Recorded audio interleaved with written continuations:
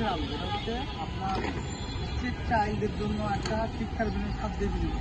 ঠিক আছে, আমরা মনে করেন যে বাচ্চাদেরকে, পথচারী বাচ্চাদেরকে খাদ্যের বিনিয়োগ খাওয়াও দিই এবং পড়াই।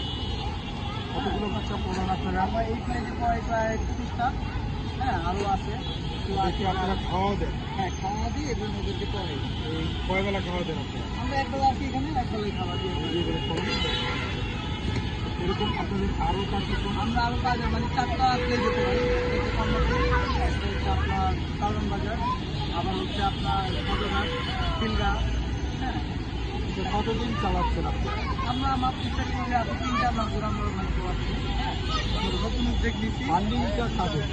ফার্মিংটা আমাদের অফিসের হ্যাঁ, আমরা মানে এই পথের আলোর এলাকায়, পথের আলো। হ্যাঁ, পথের আলোর যারা মানে ইয়ে কর্ণধার, তারা এটা হ্যাঁ, তারাই সেটা একটা বেসরকারি প্রজেক্ট, বেসরকারি হ্যাঁ। project।